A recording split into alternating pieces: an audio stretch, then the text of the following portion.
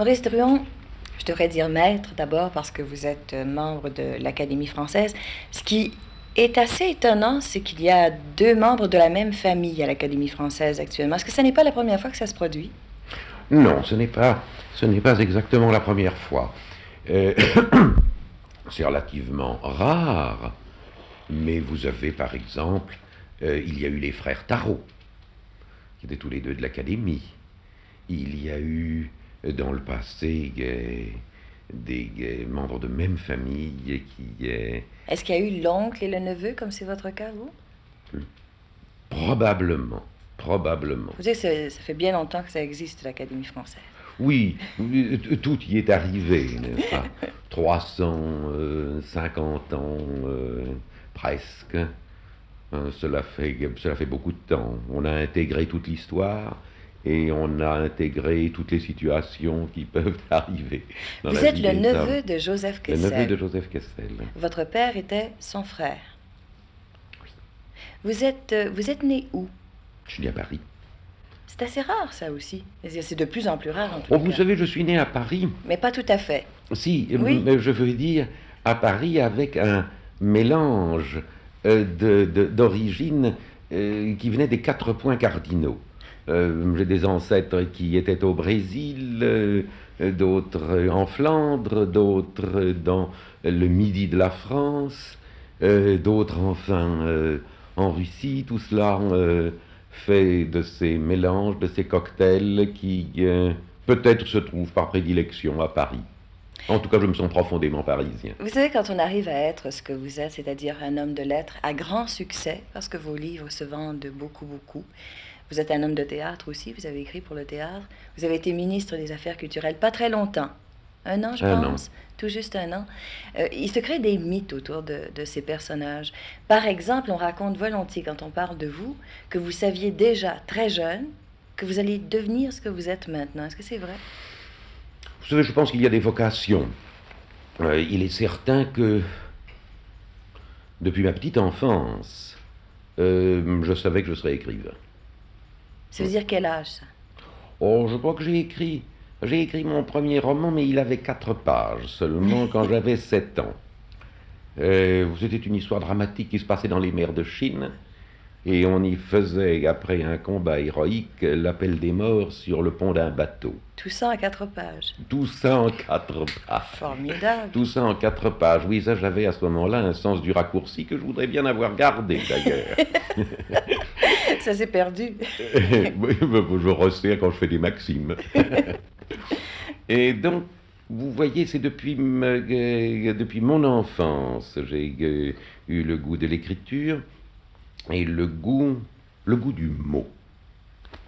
En fait, rien ne se fait dans le monde, je pense, que par les mots. L'histoire avance d'abord avec des mots. Ce sont des paroles prononcées, ce sont des idées exprimées qui font les événements. Et puis, le souvenir tient sur les mots. L'histoire se raconte avec des mots. Nous ne saurions rien du passé si nous n'avions pas les mots. La diversité des caractères humains, encore les mots, pour exprimer ces diversités. Ce qui veut dire en fait qu'à partir de l'âge de 7 ans, vous vous êtes appliqué à devenir d'abord et avant tout écrivain. Je le pense. Mais en faisant, j'imagine, tout ce que les jeunes font à ce moment-là, en vivant comme tout le monde. En vivant. C'est-à-dire en ratant les mathématiques. Oui. En faisant un peu de sport. Un peu. Pas beaucoup. Comme tous les jeunes gens, comme tous les enfants, comme tous les adolescents. Un peu de tennis ou d'autres choses, la bicyclette qui était dans mon enfance le moyen d'évasion. Et puis j'ai été cavalier. J'aime beaucoup le cheval. Vous n'avez pas connu votre père, je crois. Non. Je n'ai pas connu mon père et mon enfance a été dirigée par mon père adoptif, dont je porte le nom, et qui a été un homme merveilleux. Est-ce que votre oncle, Joseph Kessel, à un moment donné, de votre adolescence n'a pas remplacé, d'une certaine façon, ce père que vous n'aviez pas connu? Certainement. Quand on a un oncle d'une telle vitalité en plus et d'une telle notoriété que celle qu'il avait et qu'il a toujours et de plus en plus. Enfin, ce personnage dans l'enfance était un peu mythique, mais dans mon adolescence, Kessel a joué un rôle très important. Est-ce que vous avez cherché à vous identifier à lui? Vous savez, un grand aîné a toujours une influence, mais je me suis assez vite aperçu que vouloir imiter l'inimitable, c'est risquer de se briser. Et nous avons vécu de longues années, lui, un homme mûr et célèbre, moi, un adolescent commençant, où je bénéficiais de son expérience, de son attention, et où j'aurais été tenté, en effet, de le suivre dans cette espèce de démesure qui a été la marque à la fois de sa vie et de son talent. Et puis, j'ai pris mon propre chemin. Mais nous avons une profonde entente, une affection immense. Et c'est la guerre qui vous a beaucoup rapprochés, probablement. Nous avons pris les mêmes chemins, je dirais Surtout à même ce les moment-là. mêmes sentiers, Mm. au sens propre du terme, car nous avons franchi les Pyrénées à pied ensemble lors de l'occupation nazie pour passer en Espagne et rejoindre l'Angleterre, rejoindre Londres, rejoindre le général de Gaulle. Vous êtes l'auteur avec Joseph Kessel, et ça on en parle chaque fois, du Chant des Oui, partisans, bien qui sûr. était arrivé d'ailleurs à ce moment-là jusqu'au Canada, parce qu'on l'a connu aussi chez vous. Oui, il a été connu clandestinement en France et ouvertement dans le reste du monde. Nous ne savions pas en le faisant qu'il allait avoir Ce retentissement. ce retentissement. Nous faisions un chant anonyme. Nous faisions un chant anonyme et nous avons tâché d'y exprimer ce que l'expérience que nous avions de notre vie au temps de l'oppression et d'exprimer ce qui était la vérité du peuple français dans ses êtres les plus simples. Est-ce que vous vous souvenez exactement dans quelles circonstances vous avez écrit le Chant des partisans? Ah oui, ça parfaitement. Parfaitement. Nous étions dans un petit hôtel de la banlieue de Londres, où les officiers des forces françaises libres, les chefs de résistance qui y arrivaient clandestinement, quand ils avaient une possibilité de prendre 1 ou 2 jours de repos, le faisaient. Et dans les jours précédents, il nous avait été demandé très précisément à la fois par des chefs de mouvements de résistance comme Emmanuel Dastier et par celui qui organisait un poste de liaison avec la résistance, c'est André Gillois, un chant pour la résistance. Et il y avait dans le petit club français de Londres souvent une jeune femme d'origine russe qui chantait des chansons, qui inventait des musiques. Et c'est parmi les musiques qu'elle faisait, c'est Anna Marley, qui d'ailleurs vit maintenant aux États-Unis. Et c'est parmi les chansons qu'elle avait,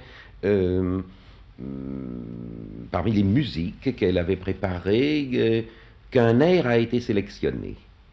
Et nous avons mis dessus des paroles. Voilà. Et ça s'est fait dans le cours d'une après-midi. Alors il y avait des hommes étonnants qui avaient vécu toutes les aventures de la guerre, certains dans les combats d'Afrique, d'autres dans les combats des caves et de la clandestinité. qui était là, et nous nous étions retirés dans un petit salon. Il y avait un vieux piano désaccordé. Euh, Joseph Kessel n'a pas l'oreille particulièrement musicale. Il l'avoue d'ailleurs, je n'ai pas très normalement. Il dit, moi, disait-il en plaisantant, je reconnais la Marseillaise parce qu'on se lève. et pour ma part, je dois ajouter que, aimant assez la musique, je ne suis pas allé dans mes exercices de piano plus loin que mi do ré mi. C'est-à-dire que j'ai retrouvé l'air sur comme ça d'un doigt sur le piano, mais ce sont les mots qui nous sont venus. Et nous avons eu un dialogue très profond, intense. On avait commencé sur les, les cris sourds du hibou, car nous étions rappelés les chansons de Chouan. Et je sais que j'avais eu avec peut-être mon sentiment historique, l'idée de ces échouans, car après tout, les maquis, c'était une sorte de chouannerie. C'est la chouannerie de la liberté. Et c'est là-dessus que nous avons démarré. Est-ce que vous avez connu le général de Gaulle en Angleterre? Oui. Quelle sorte d'homme était-il à ce moment-là? Ah. Vous savez, je ne peux pas vous dire qu'à ce moment-là, je l'ai connu intimement. Non. J'étais dans la piétaille, mais enfin, je l'ai vu, je l'ai approché. Suffisamment pour être impressionné. Suffisamment pour être impressionné. J'ai même eu un moment, je travaillais à Carlton Gardens, au quartier général des Forces françaises libres. Je dois dire que j'ai une image qui me frappe toujours. La première fois que j'ai vu le général de Gaulle, avant même qu'il me reçoive parmi les derniers arrivés de France, je l'ai vu passer sur Palmal, traverser Palmal pour se rendre à son état-major. Avec une attitude, c'était le chevalier, c'était le connétable, c'était le chevalier médiéval vêtu d'un uniforme de la guerre contemporaine. Et il y avait dans son pas une telle certitude. Il était accompagné seulement d'un aide de camp, et il marchait à travers cette ville bombardée, à travers cette ville au combat, et il marchait avec sorte d'isolement, de rectitude, de certitude, et qui était émouvante. Simplement de le voir, on le sentait qu'à travers cet homme passait quelque chose de supérieur. Comment avez-vous connu Georges Pompidou, puisque vous avez connu 2 présidents? J'ai connu Georges Pompidou quand il était Premier ministre. Quand il était Premier ministre, je ne pense pas, non, je ne l'ai pas rencontré avant. C'est quand il était Premier ministre, et c'est intéressant aux écrivains, aux artistes, et je suis de ceux qu'il avait voulu connaître. Et c'est à partir de ce moment-là qu'est née, je peux dire, une amitié certaine. Vous aviez de l'admiration pour l'homme. Pour Georges Pompidou. Et une admiration qui a grandi au fur et à mesure que je l'ai vu plus, et particulièrement que je l'ai vu dans l'exercice du pouvoir. Au moment où il a fait appel à vous comme ministre des Affaires culturelles. C'est cela. Est-ce que vous vous attendiez à être appelé un jour comme ministre? Non. Non. Bien sûr, il y a ce qu'on appelle les rumeurs. Et depuis pas mal de temps, on me donnait comme un ministre possible ou probable. Ministrable. Probable, ce qui est une chose assez rare pour un écrivain, et pour un écrivain qui ne fait pas de carrière politique, qui n'est pas un élu. Et puis un jour, cela m'a été... De quelle façon? Comment est-ce qu'on fait appel à quelqu'un pour en faire un ministre? Eh bien, écoutez, je raconterai cela plus longuement un jour. Dans un livre? Enfin, dans des mémoires, les choses qui touchent à l'État, il faut être discret pendant un temps décent. On peut simplement, là, je peux dire Mais enfin, on ne vous a pas téléphoné. que c'est le Premier ministre qui, un jour, de la part du président de la République, m'a dit à 36 heures de la formation d'un gouvernement il souhaitait que je prenne le Est-ce qu'on ministère prend des le Affaires temps culturelles. de réfléchir Oh oui, avant d'accepter? oh oui, on prend, on peut prendre 10 minutes, cela suffit. Et on sait en 10 minutes On se ce qu'il pose, y aura à faire? on se pose les questions de conscience à soi-même, parce qu'on sait qu'à partir de ce moment-là, on ne s'appartient plus. Et on se demande si l'on est capable de tenir le poste. En tout cas pour les gens de mon tempérament. Est-ce que vous avez l'impression, vous, Maurice Druon, l'homme, d'être marqué par une sorte de destin? Qui n'est pas marqué par une sorte de destin? Qui n'est pas marqué par un destin, par le destin? D'abord parce que nous appartenons à une époque. Cette époque, elle a sa destinée, elle a son destin, et elle nous entraîne. Et puis chacun de nous peut avoir le sentiment qu'il y a une sorte de direction mystérieuse à sa vie, à ses actes. Affaire de chromosomes, affaire de tempérament, affaire des rencontres, de l'existence avec l'événement, des choix que l'on fait, mais en fonction de son tempérament. Si j'étais en mesure maintenant de vous offrir de revivre ce qui a été peut-être le meilleur moment de votre vie, est-ce que vous sauriez choisir?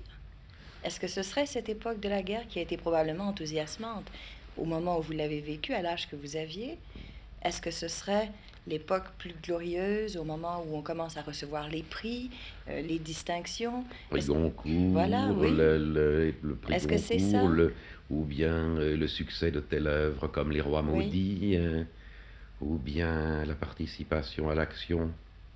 Le meilleur moment? Non, je n'ai pas de nostalgie.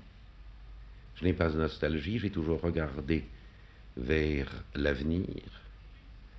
Et, vous savez, il y a un vers d'Henri Drégnier à propos de Monet. Et pour vous, au Monet, le plus beau paysage sera toujours celui que vous ferez demain. Il faut espérer d'abord que le meilleur livre que l'on fera, ce sera le prochain. Il faut espérer que le meilleur livre, le meilleur temps de la vie que l'on vivra, ça sera demain. Et puis, il faut accepter justement le destin. Mais est-ce que vous auriez pu, vous, être un écrivain, continuer à écrire, continuer cette œuvre littéraire sans être connu? Oh, je ne pense pas. Ça, alors, franchement, si... Vous aviez besoin d'écrire, Et j'avais besoin de communiquer. mais vous aviez besoin que ce soit reconnu. Bien sûr, j'avais besoin surtout que ce soit pour quelqu'un. En plus, je sais que je n'écris pas des choses confidentielles. J'ai envie d'écrire pour le plus grand nombre. C'est pour ça d'ailleurs que j'ai pris la voie du roman d'abord plutôt que celle de l'essai. C'est pour ça que je suis passé au roman historique avec Les Rois Maudits. C'est pour communiquer, peut-être avec davantage de gens. C'est le goût de communiquer un certain nombre de choses que je ressens. Est-ce qu'il n'y a pas un combat à l'intérieur de vous-même entre ces deux hommes qui vous habitent, c'est-à-dire l'homme littéraire qui a besoin, j'imagine, d'une certaine solitude, parce que la création se fait comme ça, et Oui, l'homme d'action qui c'est se là le mêle but. de politique et... C'est là c'est la solitude et la rançon de l'écrivain.